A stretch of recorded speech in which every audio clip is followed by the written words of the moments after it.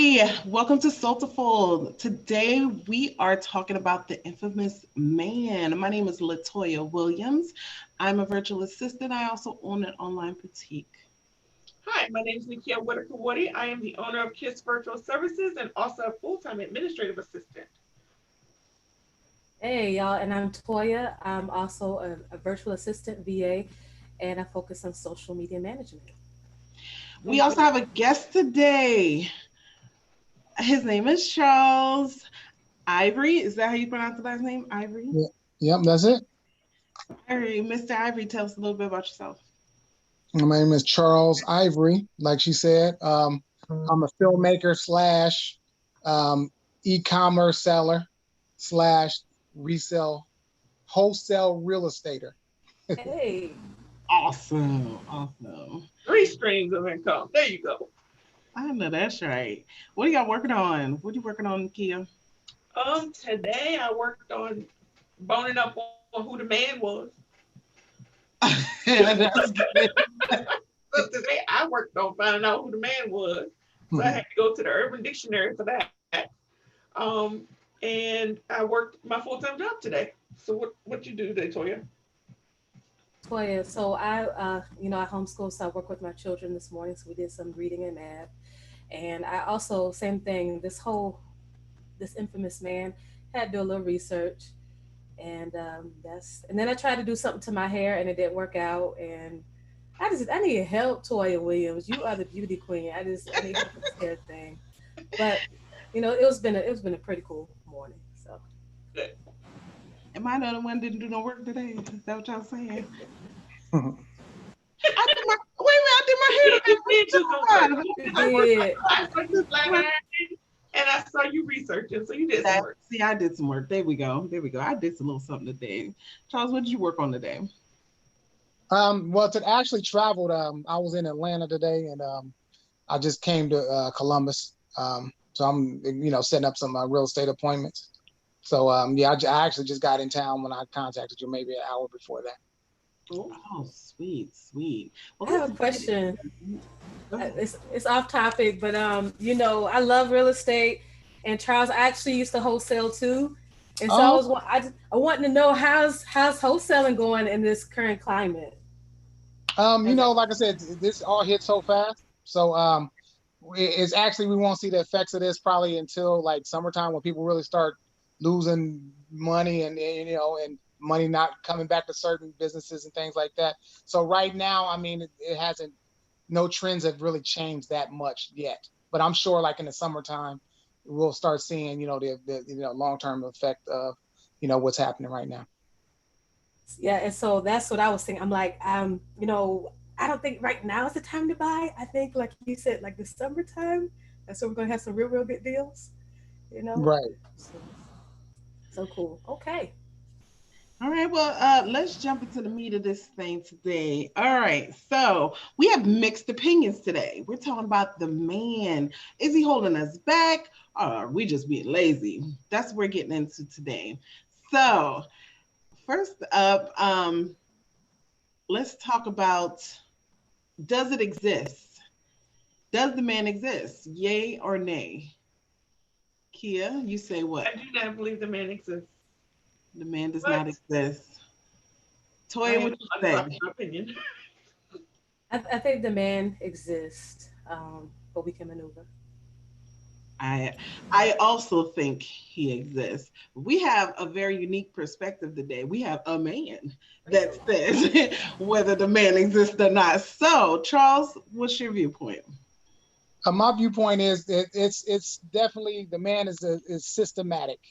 That's why I said earlier that it's disproportionate amongst how black people, especially black males, are being incarcerated, and we're getting we're getting criminal records stuck on us, and a lot of times when you're poor and you don't have money for a lawyer, you're going to take a deal, and and like I said before, it's easy to get in trouble, and then a lot of times you're going to take a deal, and then once you get that record after you turn 18, it's going to stick with you, and then that from there on forward it's going to be harder for you to get jobs because there's been jobs like I told you before that I'm more than qualified for, But soon as they get to that last question on the application, have you ever been charged with a felony or whatever? Then I'm eliminated off the bat. So that's all they look at. And once that happens, it's a systematic thing. I have a question. I'm being genuine because I am this way bred. That's just me. I live in Virginia. We have something here in Virginia where you can't put that question on the application. So they don't have that where you live at. Wow. No, I've never seen in Virginia. They voted to have that taken off the application because it was disqualifying people. And also too, you said before 18. So isn't that expunged? No. This happened after I was 18. Oh, okay. I was saying after you turn 18, you're stuck with the record. Not before. Okay, no, because I was asking because I know that my daughter had a charge and we had it expunged after a certain period of time. So isn't it a way for you to fix it? So to speak? Well, now remember, I didn't know about the expungement until I got a little bit older. Okay. And once I got older, then there were other little things that was on there that prevented me from getting expunged. It's a long story. Me and my dad had the same name, and he was cashing checks. Well, I understand. And so I couldn't get it expunged because there were multiple things on there. You understand? Yeah, I understand. I get it. No, I just wanted to make sure that I wasn't misunderstanding, because I do realize that question does disqualify a lot of people, and that's why I was wondering: is it just not nationwide? Is it only here? No, every state that I've lived in, that question's always on there. I know Virginia, what is a Commonwealth state, so it's probably things are ran probably a little bit differently.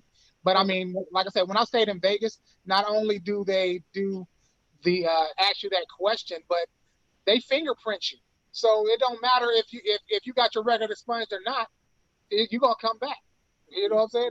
There's no way around the fingerprints. I have never been fingerprinted except for when I was bonded working at a bank. Other than that, I've never been fingerprinted. Yeah. Oh, see, Virginia, y'all lax then. Maybe I should have moved to Virginia or something. Virginia's awesome. Well, that's interesting. Because I concur with Charles. Like my husband is an ex-offender, and he got in trouble when he was 17, and the type of charges he got, they can't be expunged. You know what I'm saying? And we've lived, different in the South, but Florida, Tennessee, always that question always gets him. But in Virginia, he was able to get a job right away, a really decent job. So I didn't know that was not on that. Yeah, they took the question off. That's awesome. So for those in the other states, that may be something they want to go to their people and see if that that could happen. That's awesome. That's awesome. Wow. Super fantastic. So I watched an interview. It was a Stanford study that they did, and they found in that study that even with the Black man living in a 2-parent household, the parents making over 6 figures a year, he still would not make more than the average white person making $60,000 a year, if that. So how do you feel about that statement? Talking about me? To me? Mm-hmm. Oh, I mean, it's like I said, if you just look at how our society is just stacked up, I mean, the odds are against you especially if you're a Black man. I mean, like I told you before, it's hard to not be in trouble. It's just so easy to do some things to get in trouble. It's crazy. And if you don't have that support system, I know that Nakia was saying that all of her family, she comes from a functional environment where she didn't know anybody that was struggling the same way or that caught charges. I mean, that's really hard to find these days. You know what I'm saying? I mean, a lot of times I think you would understand more maybe if you had like a brother, a close cousin, or somebody that might have got unjustly charged with something, and you see how unfairly that he was treated. I think you understand it more. But if you grew up in an environment where you don't know anyone that has gotten treated unfairly, and that aren't the status quo criminal, that's a good person, but just can't catch a break, I think you would look at it a little bit differently. Do you agree? Do you I agree? do agree. I do agree. Do you agree? Yeah. I'm jaded. I'm jaded. I've been protected. I know that. I'm grateful. I'm blessed. Oh, and you got to give your background so that people know where you're coming from with Well, your stance. my parents were married for 28 years. I am uh, middle class. We grew up middle class. My father was in the military, so I had an extended family. Um, I grew up normally. Normally. Right, right, right. Me growing up, I grew up in the system, foster care. Um, my parents were, alcoholic, drug addicted, all that. So by statistics, yes, I was supposed to be not where I am today. We'll say that, but I still had to fight hard to get where I am. It was not. I don't think nothing's handed to anyone. Um, some people may have a little more help than others, and I do believe in there's a privilege out there. We'll just say there's a privilege because we don't want to we don't want our video tagged for any, there's a privilege out there. Let's say that.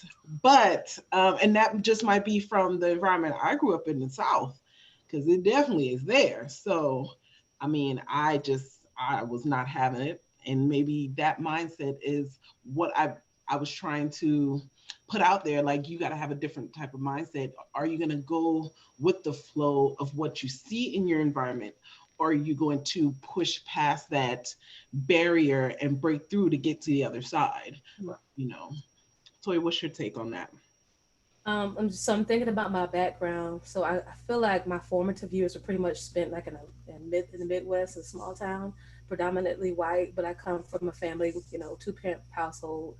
Uh, and my father's a pastor. My mother's worked in blood bank stuff services. My grandmother's an English teacher. I mean, everybody's like professional and all that kind of stuff in my family. But it didn't escape me. I've always seen the disparities of how folks are treated, especially the black man, and even within my family. Like I think about my brother, he did something bad, but I thought about his counterpart, white counterparts did the same thing, but my brother got in trouble, a whole lot of trouble for like what did he do? That type of thing. I've lived in growing up was pretty middle class, but as an adult with my children, I lived in the hood. I've lived in middle class, upper middle class, and no matter where I've gone, you see the disparities. I can even recall we lived in the upper middle class neighborhood, and when something happened in the neighborhood, they came, and it was our street was pretty much white. They came to our house and told, said that you stole this. Something they just accused us, of stealing a laptop or something. Some lady dropped out in the neighborhood, and they came and accused my family. Me and my husband told my kids they were going to take us to jail if we didn't come up with that laptop. Said my kids stole it, and I don't know. This might be a little bit off topic, but it's just like if I didn't go to church to the predominantly white church at the time where I knew the mayor, I had to call the mayor to come to my house to get the detectives to keep harassing us. It didn't stop until the white mayor came. Seriously, it's crazy, Oh my right? God. But I have stories, so many stories. Like I'm 39 years old. It ain't like I'm 70. I have so many stories Right. of mistreatment, or I'm working somewhere and I'm the best. I the other customers love me. I do great, but somebody else got the promotion. And they were white. And it just there's too many statistics that show the disparities. Even in unemployment, we could have the same degree. I can have, I could be in honors and all this kind of stuff, and I not get the job, because my name is Latoya Rashida. You know what I'm saying? You know what I'm saying? Are you laughing at me, Nakia? I am, because my name is Nakia Bond. Like, Well, I don't know how Nakia done escaped all this stuff. I don't know what world she lives in. On fairyland. I don't know where she been at. Like she on a whole nother atmosphere.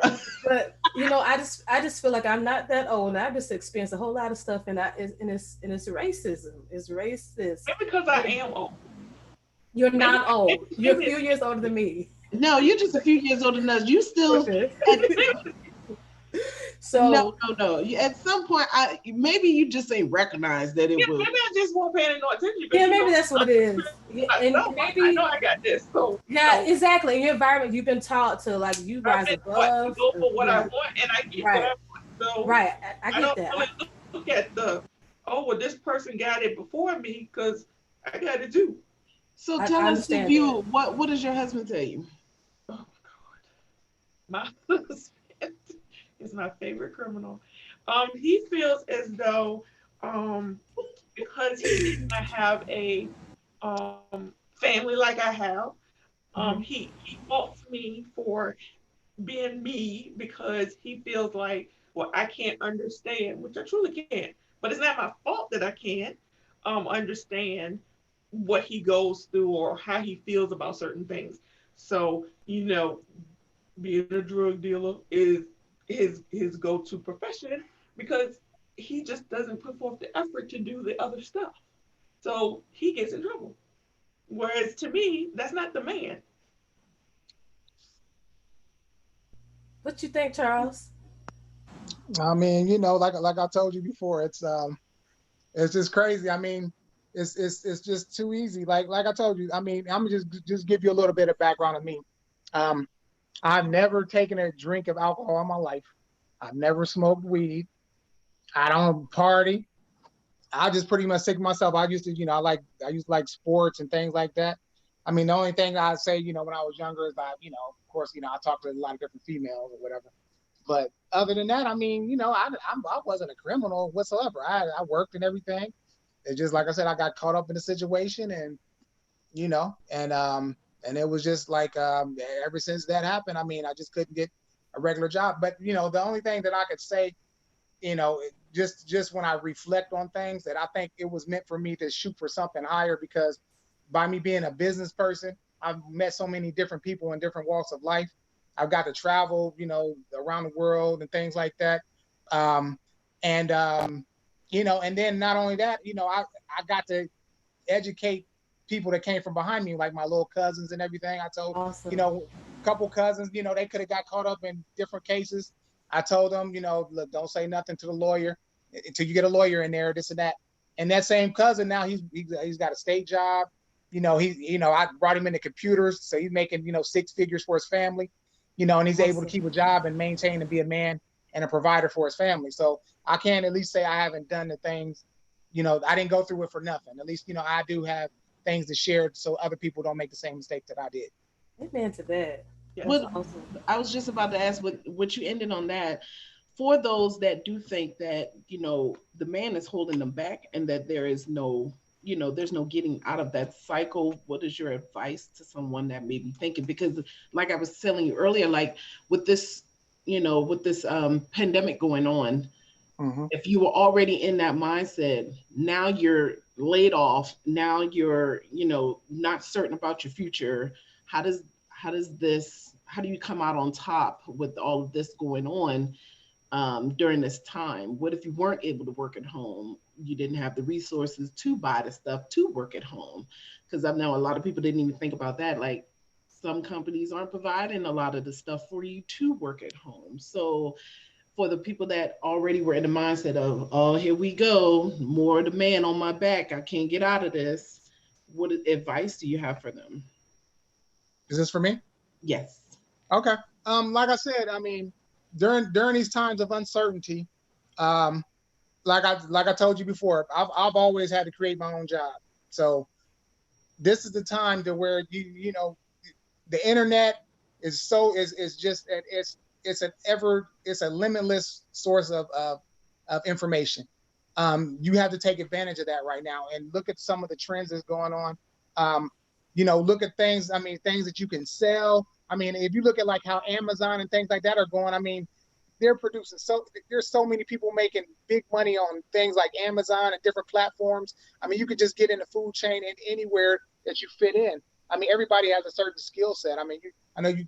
Somebody said they sold. What didn't you say, Toy? You sold things, certain products or whatever you was telling me about. Here, I'm in the beauty industry. Right. I mean, it's so much money being exchanged that you just have to kind of find where your niche is. You know what I'm saying? But because right now, you gotta find some type of lane that you can travel in. And you know, you have to educate yourself. And you know, like I said, I think, you know, like doing things like e-commerce, that was kind of something that I picked up, you know, on the side just to get me by, you know, until I find my next gig, you know, filmmaking or whatever the case may be. But it's real steady. So I would say, you know, for someone who's having problems, you know, go into your closet, look at some of the stuff that you're not wearing or whatever, start selling stuff. You know what I'm saying? And then start, you know, and then take that money and then buy more things and then resell it. Just try to do something just to get some extra money coming through, because you don't know how long this is going to last. I mean, our whole way of life might have changed. We may not be the same again, and we don't know. It's just uncertainty right now. So right now we got to be creative and find some type of lane that we can travel in and get in this food chain. Mm-hmm. Did you have anything else, like Toy, you wanted to put in anything else? Toya Glenn, yes, yes, yes, yes. So this is how I feel. Acknowledgement. There is a man systematic, like he said. There are things that make us not have an equal playing field, if you will. If you look at things traditionally, okay, so we get that, no problem. So my thing is like maneuver and like he said, create, create, create. Ain't nobody keep you from starting an e-commerce store. You know what I'm saying? Ain't nobody keeping you from painting somebody, you know, paint or whatever the skills that you have. You know, I would encourage to not look at the traditional route, like go to college and go keep looking for a job, whatever. If you especially if you have, you know, a criminal background, whatever, oh my gosh, we all have a calling. We all can create and just find, like you said, find your lane and get it popping. Yeah. Nakia, you have anything you want to add? I don't. After this discussion, do you still feel that like there is nobody keeping? Yeah, do you feel like everybody is equal? I mean, it's fine if you I do. do feel like everyone is equal because we're all born and we all have the same opportunities and we make decisions to use those opportunities certain ways. I mean, you know, I kind of disagree with that a little bit. I don't think we all have the same opportunities. Some people have more of a curve which they can make mistakes and have a support system behind them, Yes, and some support people system. don't.